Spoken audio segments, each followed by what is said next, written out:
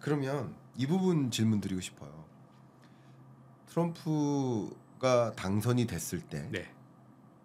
한국 대통령에게 전화를 해서 네. 조선업 협조가 예. 필요하다라는 짧은 통화를 했는데 네. 제가 그때 그 생방송에서 네. 그 조선업 협조가 필요하다라는 그 말씀에 대해서 네. 제가 분석 의견을 드렸어요. 그러니까 왜냐하면 구체적으로 뭐가 필요하다가 아니라 조선업 협조가 필요하다라는 거였으니까. 근데 제가 지금 생각할 수 있는 건 큰 틀에선 세 가지다라고 의견 드렸는데 하나는 이제 해군 건조에 있어서 그렇죠. 자주국방을 추진하라는 움직임이 강해질 테니까 우리가 무기 얹을게 너네가 배 만들어줘. 약간 이런 느낌인 거죠. 그래서 하나는 해군 건조, 항공모함 포함이죠. 두 번째는 MRO 비즈니스. 미국 내 해군 군함의 유지보수 사업이 필요한데 이게 어렵다는 거죠. 미국 내에서. 조선업이 지금 0.1%밖에 안 되잖아요. 세계 시장에서. 그리고 세 번째, 지금 이걸 질문드리려 합니다. 그리고 세 번째의 협조 가능성이 있는 것이 LNG선이다. 트럼프가 그동안 계속 내세웠었던 그 정책 방향이 에너지 정책인데 에너지 개발하겠다는 건데 그럼 지금도 세계 최대 생산국이고 이미 순수출국으로 바뀌었는데 여기서 에너지 생산을 더 많이 한다면 수출해야 된다는 거 아니겠습니까? 그렇죠. 수출하려면 배가 필요한 거죠. 그런 부분으로 저는 그동안 의견을 드려왔습니다. 그래서 한번 여쭤보도록 하겠습니다.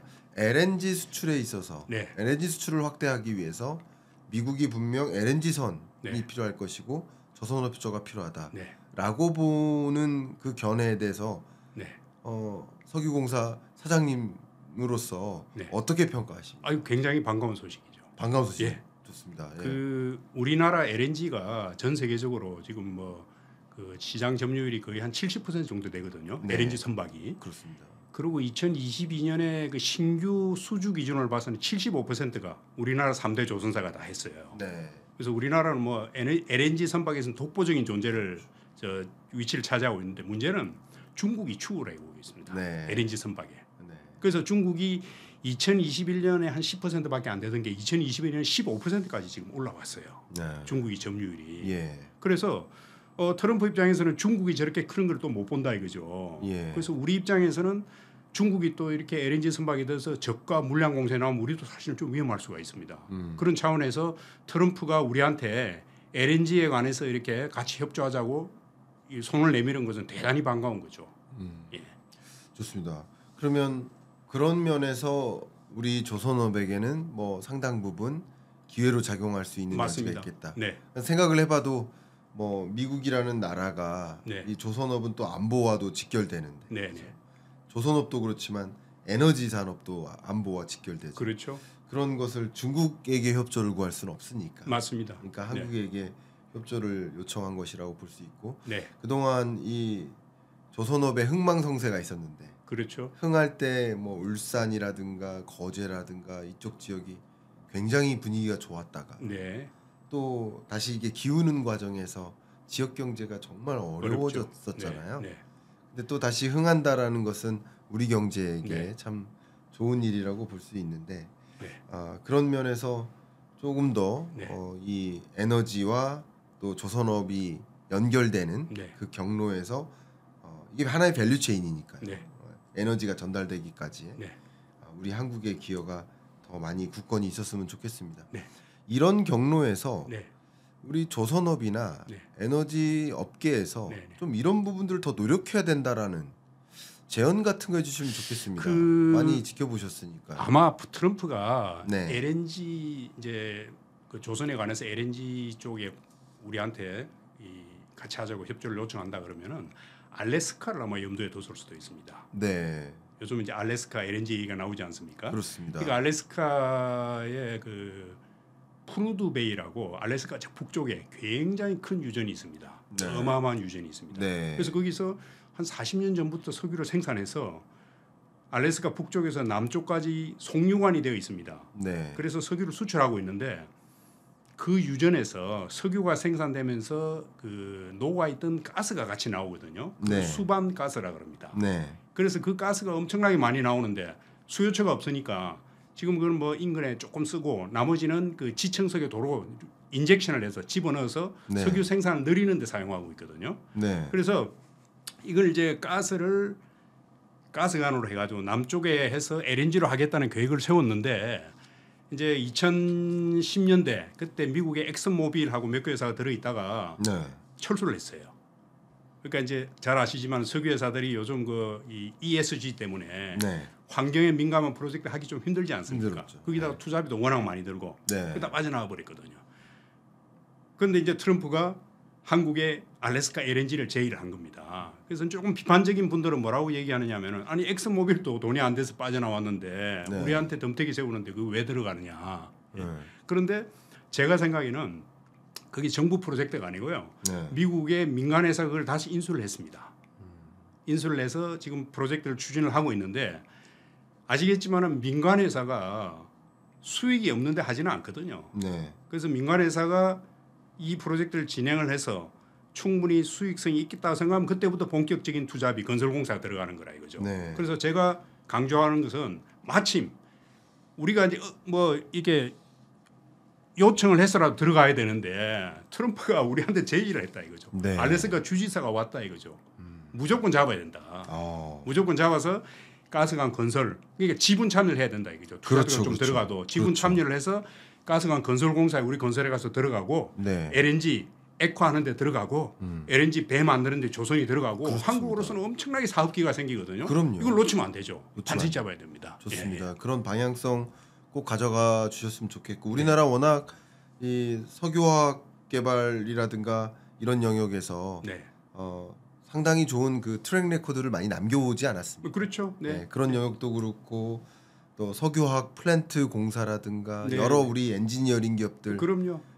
많은 분들은 이제 상대적으로 B2C 기업들을 기억을 하시는데 네네네. 이런 B2B 기업에 대해서 조금 덜 친근하거든요. 그럼요. 그러니까 삼성전자는 잘 아시지만 예. 삼성 엔지니어링은 예. 덜 아시는 거죠. 그럼요. 근데 이런 삼성 엔지니어링을 비롯한 이런 예. 엔지니어링 기업들이 예. 얼마나 많은 석유화학 플랜트 수주하고 맞습니다. 도시를 건설하고 그렇잖아요. 해외에서 지명도가 굉장히 높죠. 그렇죠. 한국 기업들. 예, 예. 그 트랙 레코드가 굉장히 우수합니다. 네네. 납기를 준수하고 네. 그 건설 수주 금액도 굉장히 저렴하고 네. 그죠?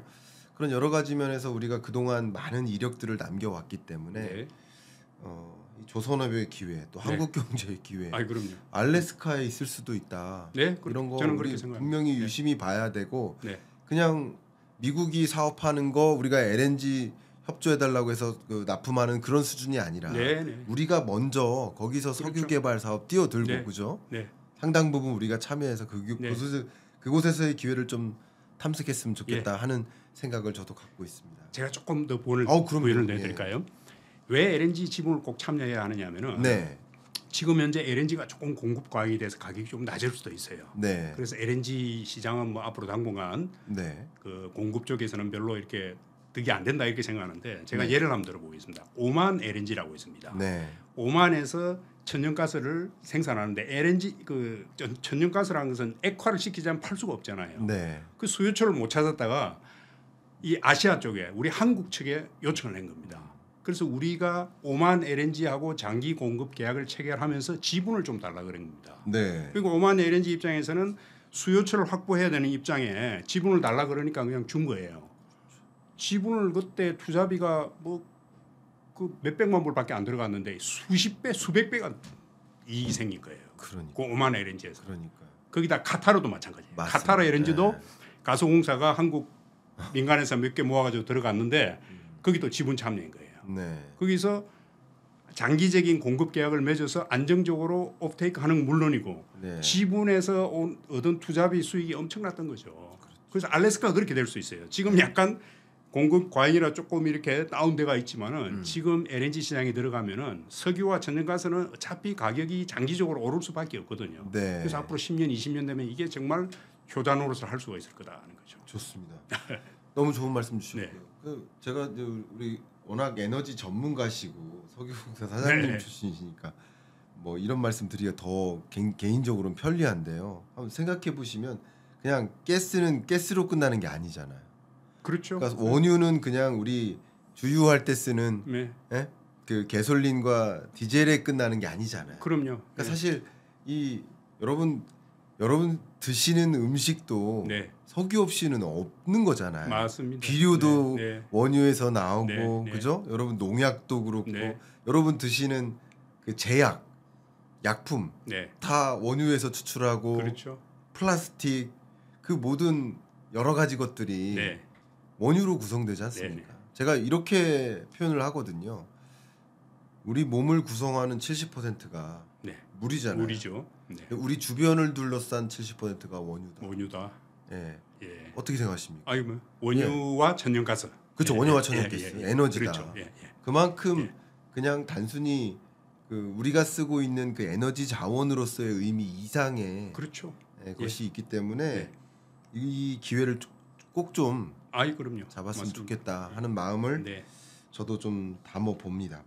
자, 그러면 이제 마지막 주제인데요. ESG 주제를 좀 나눠보고 싶어요. 제가 이 트럼프가 일기 때 첫 번째로 했던 일이 파리 기후협약 탈퇴. 바이든이 첫 번째로 했던 일이 재가입. 또 2기 때 트럼프가 첫 번째로 했던 행정명령 사인 중에 하나가 또 역시 재탈퇴. 그만큼 이산화탄소 저감이라는 노력, 기후변화 대응이라는 노력에 관심이 없다 하는 인물입니다. 그러니까 당연히 기업들의 움직임도 ESG 경영 전략을 취했었던 그게 마치 유행이 식어가는 것처럼 확 죽어가는 모습이 저는 느껴집니다. 어떻게 보십니까? 트럼프가 이제 1기를 다시 한번 이제 우리가 복습을 해보면 2기도 좀 짐작을 할 수 있거든요. 그래서 1기 때도 이제 석유가스만 강조하고 재생에너지를 뭐 이렇게 그 지원을 하지 않고 했는데 이 전 세계적인 탄소 감축 흐름을 끊기가 힘들어요. 유럽뿐만 아니라 미국에도 이 많은 지구인들이 요즘 그 지구 온난화를 실제로 느끼지 않습니까? 그래서 탄소 감축의 필요성을 느끼고 있다고 절실하게. 그런데 일반인보다 훨씬 그걸 심각하게 생각하는 게 투자자들이거든요. 금융권 투자자들. 그죠? 여전히 트럼프가 아무리 저렇게 해도 투자자들 금융권에서는 ESG를 여전히 강조하고 있습니다. 그럼요. 그래서 트럼프 1기 때 트럼프가 저렇게 함에도 불구하고 석유 회사들이 재생에너지를 많이 했습니다. 그래서 물론 이제 유럽계 회사들 BP나 쉘 같은 데가 많이 하고 엑슨모빌이나 쉐보론은 조금 적게 했지만 그래도 꽤 했어요. 그래서 재밌는 것은 트럼프 1기 때 2017년하고 2021년을 대비해 보면은 태양광이 2배가 늘었습니다. 미국의 태양광이. 풍력은 40% 이상 늘었어요. 그러니까 트럼프가 아무리 파리 협약을 탈퇴를 하고 뭐 재생에너지 웃기지 말라고 해도 이 대세 탄소 감축의 이 큰 흐름, 그다음에 투자자들의 이 ESG를 중요하게 하는 이 흐름을 막을 수는 없거든요. 그래서 제가 볼 때는 트럼프 2기에도 여전히 ESG는 여전히 강조될 거고요. 석유 회사들도 그 1기 때와 마찬가지로 2기 때도 트럼프가 뭐 증산을 하려 하니까 어느 정도는 하겠지만은 ESG를 완전히 무시하고 재생에너지를 뭐 무시하고 그러지는 않은 거고 어느 정도 밸런스를 맞춰가면서 계속 진행할 걸로 저는 예상이 됩니다. 좋습니다. 어쨌든 이제 트럼프의 이런 행보를 보면 실제 이 업계에서 나타나는 굉장히 재밌는 현상 중에 하나가 저는 이제 금융업 쪽을 좀 재밌게 보고 있는데 NGBA라고 있습니다. 이게 좀 NGBA. NG가 이게 넷제로고요. BA가 뱅킹 얼라이언스. 이게 넷제로를 위한 글로벌 금융권들의 하나의 얼라이언스 체제라고 볼 수 있는데 이 중에 메이저 소위 IB 투자 회사들 여러분들이 다 아실 만한 뭐 시티뱅크라든가 모건 스탠리, 골드만삭 이런 모든 기업들이 이만큼씩 투자하고 있어요. 그래서 이들이 NGBA를 통해서 ESG라는 영역에 탄소 저감이라는 영역에 정말 무지막지한 돈을 투입하다가 트럼프 당선되자마자 다 제로화합니다. 그렇습니까? 네, 엄청난 움직임이 일고 있습니다. 그리고 이 중앙은행 네트워크도 있거든요. 중앙은행 네트워크가 있는데 미 연준이 여기서 빠집니다. 예. 그러니까 예를 들면 마치 이런 것처럼 앞에 저희가 ODA 사업에 대해서 코멘트를 많이 못했지만 ODA 사업도 미국이 참여하고 있는 전체 세계 ODA 사업에서 미국이 차지하는 비중이 절대적으로 높은데 미국이 이제 비용 감축한다고 ODA 사업 철회합니다. 그러니까 결국 다른 나라들도 같이 철회하죠. 그러니까 지금 굉장히 좀 문제들이 많아집니다. 이게 그리고 이런 문제 속에는 어쩌면 지금까지 말씀 나눴던 굉장히 중요한 그러니까 트럼프가 진심인 에너지 패권 장악. 이 에너지 패권을 장악하기 위해서는 셰일가스 셰일오일 개발 더 해야 되고 그러기 위해서는 탄소 중립이라는 거 기후 변화 대응에 신경 쓰면 안 되는 거거든요. 트럼프 입장에서 참 그런 움직임이 심각하게 일고 있고 그렇기 때문에 기후 변화 대응 노력이 좀 후퇴할 수 있다라는 것이 굉장히 좀 염려스럽습니다. 그런 국면이라고 볼 수 있고 심지어 유럽도 그것에 발맞춰 대응하자 지금 이런 움직임까지 있고 있습니다. 무슨 말이냐면요. 미국이 이렇게 제조 강국을 만들기 위해서 기후 변화 대응을 게을리하고 있는데 유럽 EU에서 집행위에서 공식적으로 발표했습니다. 우리라고 탄소 중립 노력 나홀로 하면 우리 제조 경쟁력 완전히 잃는다. 우리 좀 힘을 빼자. 이런 움직임을 가져가고 있습니다. 그러니까 이제 정말 이 기후 온난화와 온실가스 증가와 이런 현상들 또 이상 기후 현상들이 조금 더 리스크 요인으로 점증할 수 있겠다라는 것까지 저도 개인적으로 관측을 하고 있습니다. 그러니까 이런 것들이 다 에너지 패권의 진심인 그 하나의 수단으로서 그렇게 하는 것이 아닌가 그렇게 해석을 해봅니다. 그러면은 지금 이제 그 제가 아마 조금 그 잘못 이해를 했을 수도 있는데 아닙니다. 지금 이 트럼프가 아무리 그 기후 변화 이걸 뭐 이렇게 해도 금융권은 여전히 ESG를 좀 어느 정도 중요시하고 그 패턴을 유지할 거라고 생각을 하는데 지금 이제 교수님 말씀은 이제 트럼프에 맞춰 가지고 금융권 또 투자를 완전히 줄였다 이거죠. 가장 빠릅니다. 가장 빠르요. 가장 빠르고 정말 안타까운 거. 이것은 뭐가 맞다는 주장은 아니지만 금융권이 가장 발맞추고. 그러니까 금융권에서 돈의 흐름에 따라서 그 산업으로 들어가는 건데. 그러니까 재생에너지나 이쪽으로 돈이 빠지는 거예요. 그런 움직임이 정말 지배적으로 나타납니다. 그러니까 우리 한국은 좀 늦습니다. 한국은 그 KPI라고 해서 이 그 공적 금융기관들의 평가 기준 안에 탄소 저감 노력하는지 뭐 그 영역에 얼마나 투자를 하는지를 그걸 넣어요. 제가 그 자리에도 갔었습니다. 실제 갔었는데 그 KPI가 안 바뀌었어요. 2025년 KPI가. 그러니까 우리는 금융사들이 늦어요. 근데 발빠른 금융사들, 글로벌 금융사들은 이미 다른 방향, 이미 화석연료로 옮겼습니다. 거대 투자 자금을 화석연료로 옮겼어요. 지금 말씀하셨던 알래스카 개발이라든가 또 석유 개발 사업이라든가 LNG 가스 개발, 미국 내에서도 셰일 오일 개발 여기도 다 역시 금융사들이 돈을 그쪽으로 투입을 해야만 돈이 몰려야만 가능한 일이고 그러니까 그런 식으로 네트워킹이 이렇게 움직이고 있다는 것은 상당히 어쩌면 그 ESG 경영이라는 그동안의 방향이 유행으로 끝나는 것처럼 그러니까 이거는 저는 위기의식을 갖고 있다는 거예요. 이게 반갑다는 것이 아니라 유행처럼 끝나가는 모습이라고도 저는 그림을 그리고 있습니다. 그럼 트럼프 1기 때는 이제 트럼프가 그렇게 함에도 불구하고 재생에너지가 어느 정도 늘어났는데 트럼프 2기 때는 조금 다른 패턴을 볼 수도 있겠다. 1기 때는 그랬고요. 그리고 이어서 바이든 행정부가 엄청나게 그 부분을 몰아붙였기 때문에 그죠? 예산이나 여러 가지 면에서 그래서 결론적으로는 재생에너지가 엄청나게 확대됐었죠. 그렇죠. 근데 2기 때는 좀 다른 모습이에요.